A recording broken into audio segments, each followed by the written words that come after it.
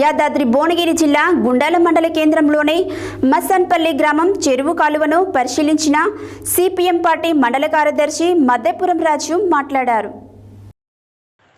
యాదాద్రి భువనగిరి జిల్లా గుండాల మండల కేంద్రంలోని మాసన్పల్లి గ్రామ చెరువు కాలువను పరిశీలించిన సిపిఎం పార్టీ మండల కార్యదర్శి మద్దెపురం రాజు మాట్లాడుతూ దేవాదుల ఎత్తిపోతల నుండి రైతన్నలకు నీరు అందించాలని, నవాబుపేట రిజర్వాయర్ నుండి బ్రాహ్మణపల్లి వెళ్లే రోడ్డు నుండి పెద్ద కాలువ నుండి మాసన్పల్లి చెరువులోకి వచ్చే కాలువను పూడికతో కంప చెట్లు నిండిపోయాయని, కాలువ పక్కలో ఉన్న బాటలను కబ్జాలు చేశారని, ఇరిగేషన్ డిపార్ట్మెంట్ వారు ప్రభుత్వ కాలువలను వెంటనే పరిశీలించి రిపేరు చేయించి రైతాంగానికి నీరు అందించాలని అన్నారు.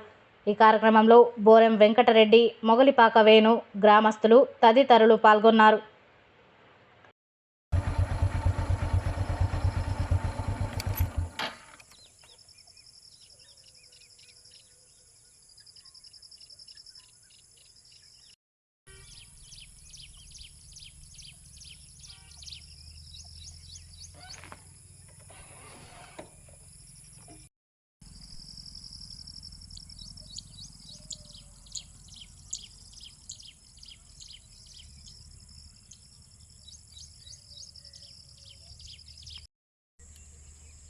దేవాదుల ఎత్తిపోతల ద్వారా నవాబుపేట రిజర్వాయర్ను గోదావరి జలాలతో నింపి గుండాల మండలానికి సాగునీరు అందించాలని చెప్పి డిమాండ్ చేస్తూ ఉన్నాం.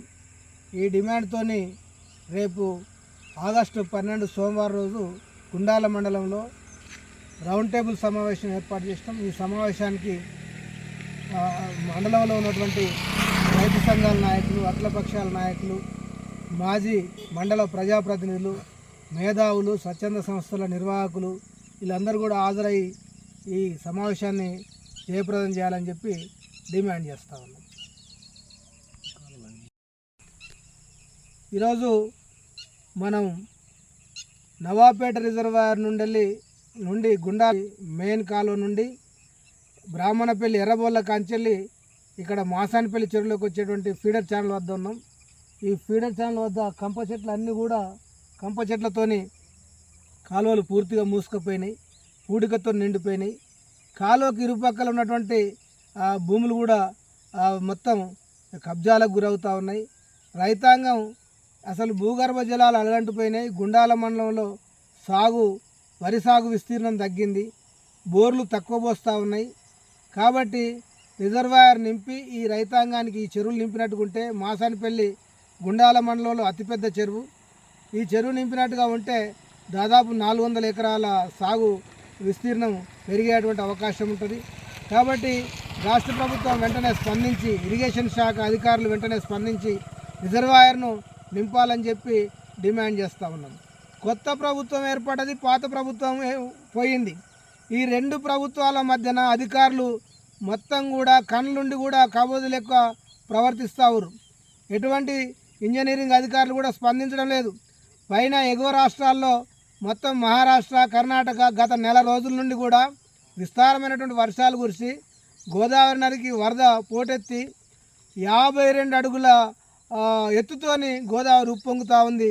రాజమండ్రిలో కానీ తర్వాత భద్రాచలంలో కానీ ప్రమాద హెచ్చరికలు ఎగరవేసిరు. 1, 2, 3 అని చెప్పి వేలాది టీఎంసీల నీరు వృధాగా సముద్రంలో కలుస్తూ ఉంది.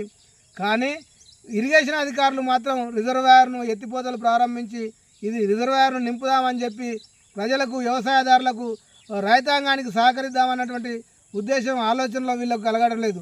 ముందు చూపు అధికారుల ముందు చూపు లోపం వల్లనే ఈ మండల రైతాంగం ఓ కారు పంట నష్టపోయింది అని చెప్పి నేను చెప్తా ఉన్నాం. ఇప్పటికైనా అధికారులు స్పందించి రిజర్వాయర్ నింపి గుండాల మండలానికి సాగునీరు అందిస్తే ఈ ప్రాంతంలో మొత్తం కూడా 32,000 ఎకరాల సాగు భూమి, 20 గ్రామ పంచాయతీలు, 90 చెరువులు, ఈ సస్యశ్యామలమైనటువంటి ఈ కాలువను మొత్తం కూడా నిర్వీర్యం చేస్తూ ఉన్నారు.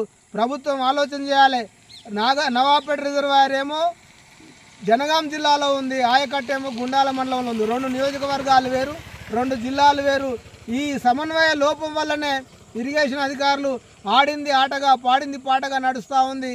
కాబట్టి ఈ నిర్లక్ష్యానికి ప్రభుత్వం, ఇంజనీరింగ్ అధికారులు బాధ్యత వహించాలని చెప్పి మేము డిమాండ్ చేస్తూ ఉన్నాం.